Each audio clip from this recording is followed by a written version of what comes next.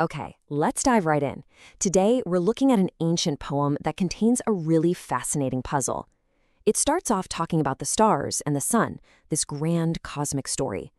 But then, it suddenly switches gears to talk about a detailed legal code. So the question is, what in the world connects these two completely different ideas? So the psalm kicks off with this absolutely epic picture. It paints this scene of a universe that's constantly, silently communicating something profound about the one who made it. It's like the entire cosmos is broadcasting a message of glory and knowledge, 24/7, without ever saying a word. And then, bam, the whole vibe just changes. It's like we slam on the brakes and make a hard right turn. We go from the vast, silent universe to the very specific spoken laws of God found in the Torah. And these laws are praised as being perfect, reliable, and life-changing. Now you can see why this has puzzled people for centuries, right? It almost feels like someone took two completely different poems and just stapled them together. What's the logical thread? What connects the big general message of the stars to the super specific instructions of the law? To crack this case, we need to do a little time traveling. We have to get into the mindset of the world this poem came from, because this isn't just any old poem, it's a piece of ancient wisdom literature, and understanding their idea of wisdom is the first key. The master key to this whole thing is a Hebrew word, hukmah. Now, this isn't about being book smart or getting a good grade on a test. Hukmah is all about applied skill, about masterful expertise. You can think of it as the ultimate know-how for living life well. And get this idea of hukmah was applied to almost everything. The skill of a master craftsman building something beautiful, that was hukmah. The skill of a general who knew exactly how to win a battle, yep, that's hukmah too. But the highest form, the real grand prize, was having the skill for living well, for navigating all of life's complexities successfully. Okay, so armed with this idea of hukmah, let's see what the experts have dug up. Scholars have spotted some really cool patterns in the poem's structure, but while these clues are helpful, they don't quite solve the central mystery of why it's put together this way. So, for example, some scholars have noticed how the speaker changes. First, the heavens are talking, then God is speaking through the law, and finally, the psalmist himself is speaking. Others see this cool zoom-in effect, starting with the whole universe, then narrowing to the law, and finally landing on one individual. These are fantastic observations about what the poem is doing, but they still don't answer the fundamental why. What's the logic? And this is where it gets really interesting. The real breakthrough, according to biblical scholar Bruce Waltke, comes from a single, powerful principle. And funnily enough, the best way to understand it is through a surprisingly modern story about a hidden danger. Here's the big idea in a nutshell. To be absolutely certain about anything, to really know if something is a good decision or a bad one, you have to be able to see the whole picture. Without a comprehensive bird's-eye view, your certainty is really just a guess. Now check out this story that just brings this idea to life.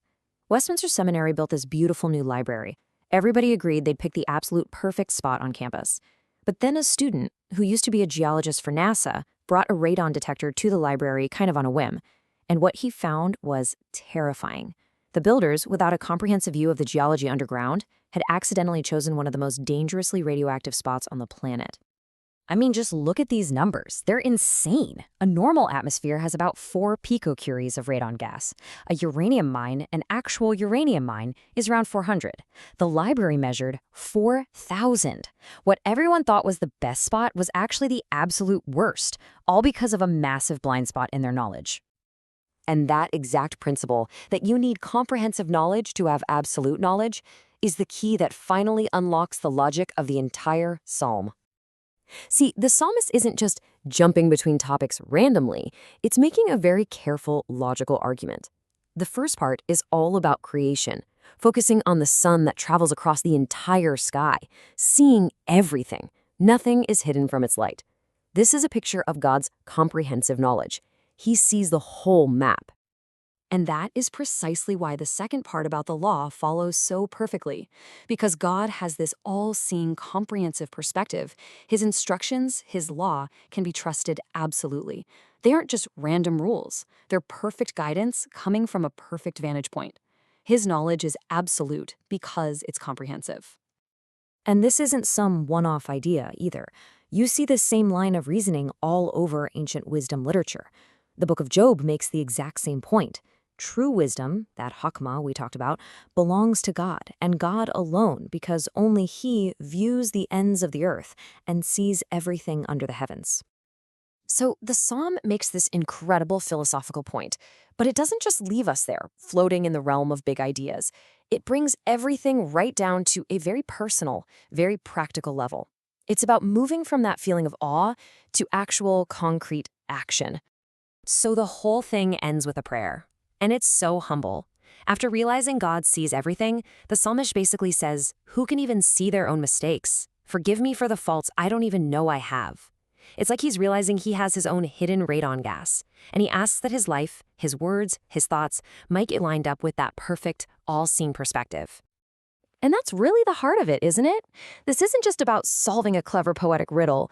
The whole point of grasping God's massive, comprehensive wisdom is that it's supposed to inspire humility in us and a deep desire to align our own limited, flawed perspectives with His perfect one.